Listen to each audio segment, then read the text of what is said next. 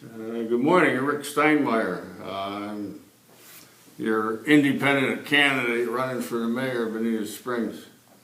I am actually a Republican, a conservative, and I'm more conservative than the other candidates in that I'm frugal. I have enough trouble spending my own money, let alone other people's money.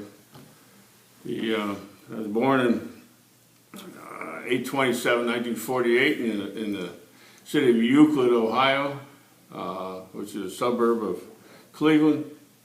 My mother sold houses after the Second World War, and she had such a personality that in those days women didn't work much, teachers or nurses, and it was the husband's job to provide for the family. And so it was a while before she could ask Dad. This realtor was after her to go to work for her, and finally she asked Dad, and Dad said, well, I guess we could use the extra money. And I don't know if she told him or not, but she sold 5 houses the first week. And you don't want, in those days, you didn't want to make more money than your husband, so she kind of stuck it away, stowed it away, and that paid for our vacations down here to Bonita. And in 1948, my aunt and uncle and grandmother purchased what is now Maria's on Old 41, when the Tamiami Trail was the only road north and south. And it was bumper to bumper, just like it is now. Nothing's changed in 67 years. And my family's been paying taxes in Bonita now for 67 years. As I say, I'm conservative. The city of Bonita Springs is very loose with the money. They just taken on more debt. Is that why you're running, Rick? Why did you decide to run for mayor? I always wanted to give back to Bonita, because Bonita has been so good since my aunt and uncle moved here, and they worked 7 days a week. Ran the restaurant during the day, won the Silver Spoon, had the first liquor license between Fort Myers and Naples, dug the canals off of Pennsylvania Avenue, and sold lots to mother and her 5 sisters.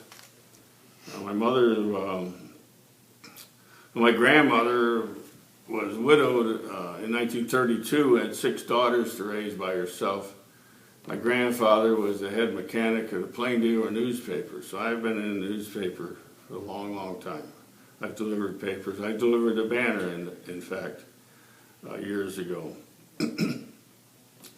But through the purchase of property in the 50s in Bonita, and then reselling it in the 70s, 80s, 90s, has allowed my parents to purchase a condominium on Bonita Beach. And the last sale of a piece of property they had bought, they paid $4,000 for it, and they got $137,000 for it. And the realtor said, well, you have to pay Uncle Sam $25,000 capital gains tax. So they said, well, or you could use that money to buy a unit in the beach and tennis club. And you can't live in it, but you can rent it. And so that's what they did. So now we have 2 condominiums on Little Hickory Island. I've been active. I'm probably the longest member of Bonita Beach Improvement Association in 37 years. I've always been interested in democracy, this is a republic. It's not a pure democracy. And I admire the letter in the email that was sent out by Ben Nelson. I've known Ben, and I've known his father and mother for a long, long time. And he talked about mob rule and how representative democracy is supposed to work. and I compliment him for putting that out there. He made a tough decision at the last council meeting that went on till midnight. I think he was on the wrong side, but he stood up for what he thought was right, and I admire him for that. And I admire him for working for 4 years with no pay, and I admire the original councilmen that were elected knowing they weren't going to be paid, and it is a lot of work, and I admire them. And now it's all about the money. And you talking about money, you said you think the city's loose with money. Can you give me some examples of where you think the city's loose with money? Well, I don't believe in borrowing money. First thing they did from the beginning, Bonita Bay, which I've known since 1970 when I was at Penn State, was getting a Bachelor of Science degree in Food Service and Housing Administration. I had a lot of nutrition courses, and I see these GNC stores, and I hardly see anybody in them. Well, so I get out my Standard & Poor's stock guide. I've always been invested in the market, and here they do two-thirds or three-quarters of their business through the mail. And David Zakarian, who I've known, they say he had more money than Carnegie and Mellon put together. In those days, the mail order, like Montgomery Ward's and Sears, GNC was able to do that, and their target market was the middle income housewives, and they did very well. And studying housing development, I studied a lot of community housing developments, such as Georgetown and Columbia, and then there was others like Cape Coral, and So, but how does that come back to the city being loose with money? Okay, my aunt and uncle sold their restaurant in 1960 because they knew there was going to be a bypass. They were going to bypass Old 41, and they knew, or they thought, they thought about it, and they thought this new bypass is not going to go over the railroad tracks 7 times like it does now. Old 41 went over the railroad tracks 7 times, and every time you go over the railroad tracks to widen the road, it costs $1 million or something. It's outrageous what they charge to use to go over the railroad tracks. It's like so since 1960, they knew they were going to get a bypass. Well, that didn't come along for quite a while, but they've been trying to rejuvenate or rebuild or make Old 41 something that I don't think it'll ever be. It's just another road. Now they've dumped in, I'm going to say $20 million to less than a mile worth of road. They got the old town all tore up. Personally, I think it's because some of the locals own a lot of property on Old 41, and this is what we're doing. So you think downtown, the way that it is or was before they started this project, that was okay? The way it was is the way it was. I mean, so right now they wheel and deal, and here they go out and borrow all this money, and all they want to do is raise the property value and raise the taxes of the poor people that live in that neighborhood, that are the service people, the affordable housing people, the free enterprise people that live there. But now they go, oh, we're going to improve your Old 41, and that's going to make the value of your house go up and your taxes go up, and we're going to take money from the poor people to pay this loan back. And let's go back to the Bible. Them who has get more, and then that don't get taken. And this is exactly what they're doing. They're going to take the money out of the poor people that live in old Bonita. Loose with money. Did you know Bonita was a bank? We made a $3.5 million loan to a bunch of local yokels, local insiders, inside clique, whatever you want to call them, not for profit, and to buy the Wonder Gardens. So now, and then they don't have to pay any money back till next June, and nobody really thinks they're going to be able to pay it back. And the current mayor, he said, well, if they pay anything back, it's a bargain. And that's $3.5 million of taxpayers' money. The free enterprise wouldn't buy it for $3.5 million. How come we can buy it? Why do we buy it? It could be, a lot of people consider it an eyesore, the big ugly signs. Now myself, I've known the Wonder Gardens, I've known Bill and Lester Piper since back in the early 50s. And they used to live in that house back behind the restaurant. There was a couple, there was a duplex back there where we used to stay, and then there was a house back there where Bill and his first wife lived.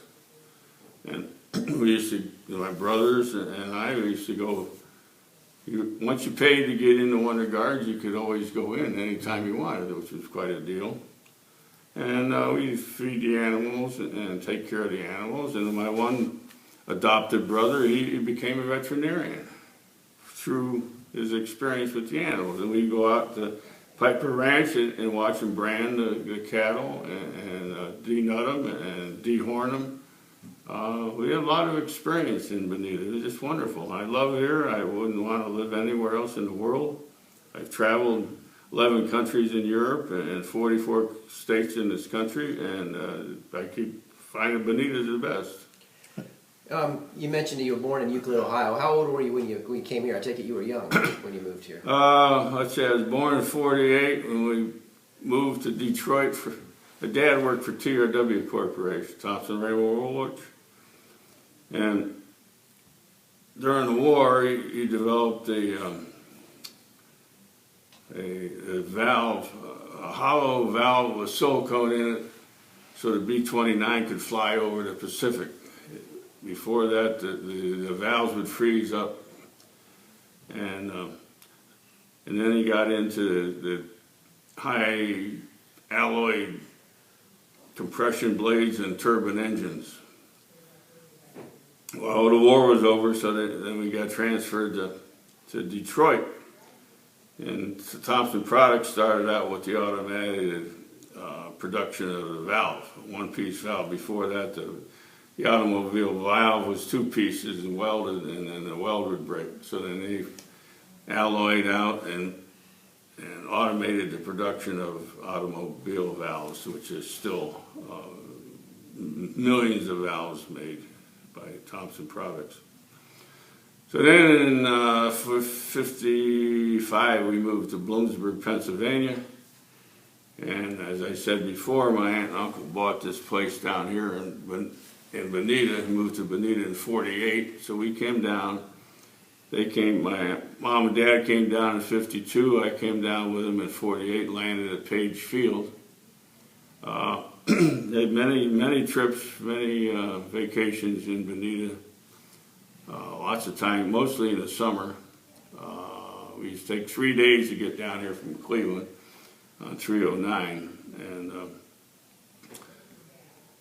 so then in 1980, my dad retired in 1979 and came down here, and they were here a month or so, and the TRW called him up, and I had him go to Israel to run a factory in Israel for the Israeli government, because the French had sold them airplanes, and no parts. They wouldn't supply parts for them. So the Israelis said, well, that's not going to happen to us again. So they have their own factory, 51% owned by the Israeli government, 49% owned by what was called Iskar Blaze. They've been merged with somebody else, but this way they get parts, replacement parts to their jet engines for their airplanes.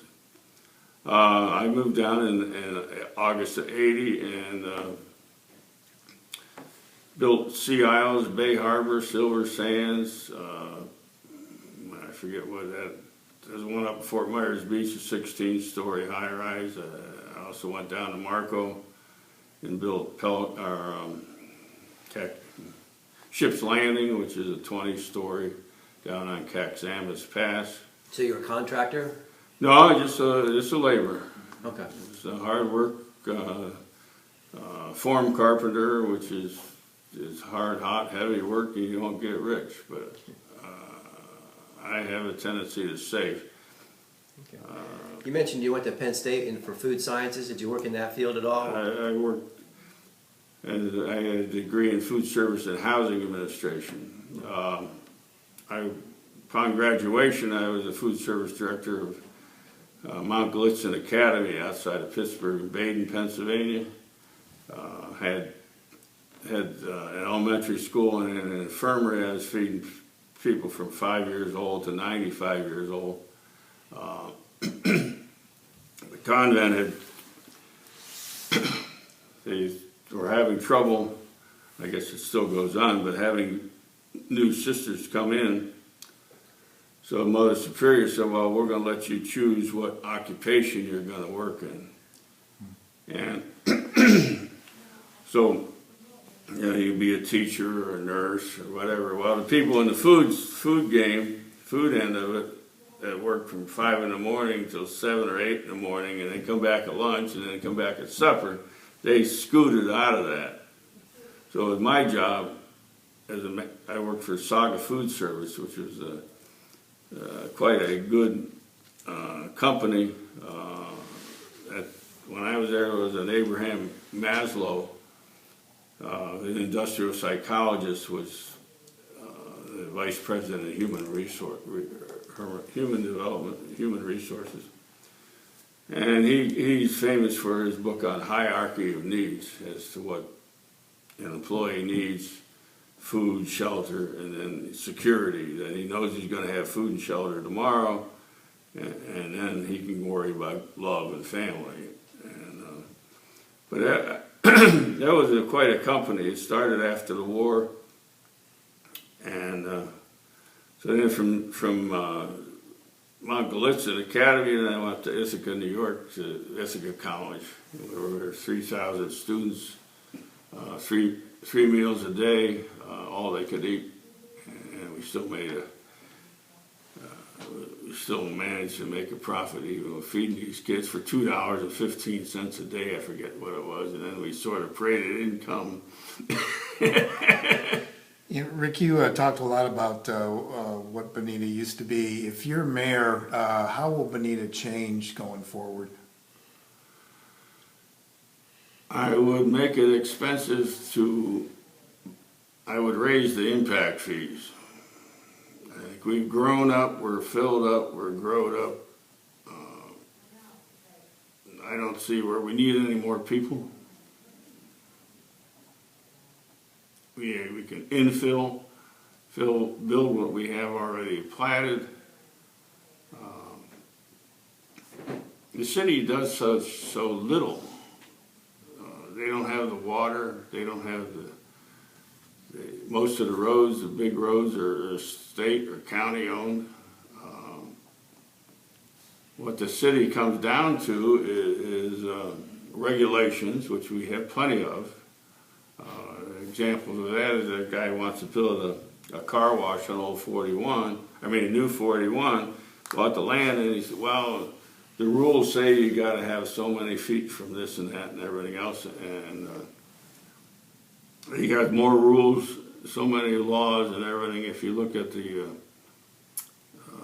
comprehensive plan, the review of the comprehensive plan that they're doing now, it's 177 pages of rules and regulations on everything, and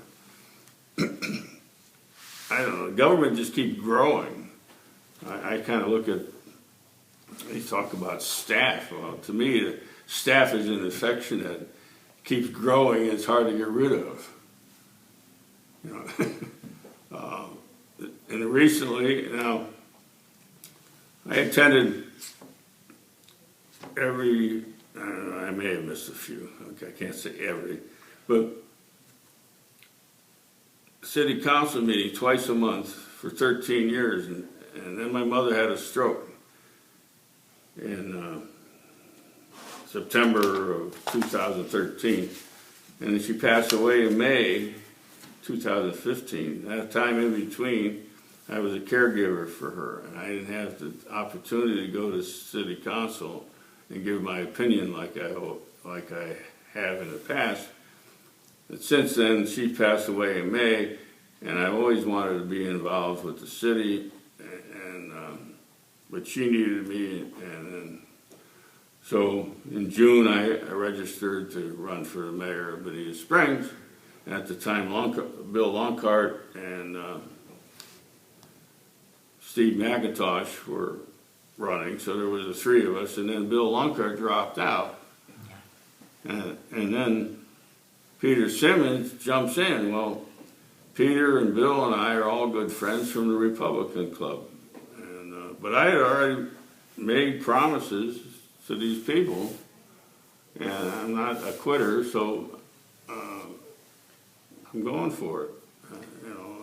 So why would you be a better mayor than Steve or Peter? Well, I believe in the Bible, and I believe in the truth. I'm not tied up. I'm not. My campaign is self-funded. I see where you go on the internet, you can find out who gave what money to who. And recently, McIntosh has gotten $1,000 from the racetrack in Miami and $1,000 from the casino in Miami, but both of them have the same address. They're going to spend $60,000 to get a $22,000 a year job. I don't believe that's right, to spend other people's money to benefit yourself. It's like basic training for spending other people's money, and that's what they do. It's all about the money. It's how much money can you take in and how much money can you spend as a councilman or a mayor. I also, let's see, I got it written in here. The mayor, in my opinion, should be a gatekeeper, not a dictator. That the city councilmen represent their districts. There's six districts that they should be representing. And the mayor should only vote when there's a tie. That puts more responsibility on the district councilman and less on the mayor. And I think that's the way it should be, because I don't think any one person should be able to represent the whole city. So who's a dictator? Are you saying Doug Nelson's a dictator? Absolutely. He is? Absolutely. He's not. He doesn't get what he wants. But he in 16 years, I can see why we have term limits, where anybody in an office for that many years gets headstrong, or whatever you want to call it. That's why we had term limits. We fought over, I don't know if either of you gentlemen been around here 15 years. When Mayor Aaron went from city council to mayor, there was an argument over whether he could do that, whether he had to have a 2-year set out. And then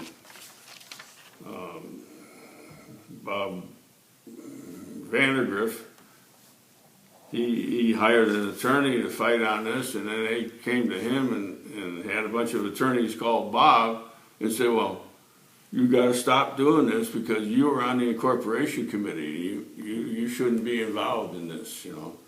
So he's and our city attorney, now she works for the mayor, and that's it.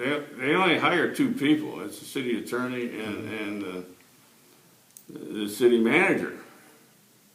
The other people, everybody else is taken care of by those 2 people. So it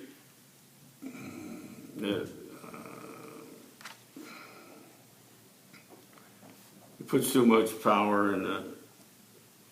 So when you're in the government for 16 years and you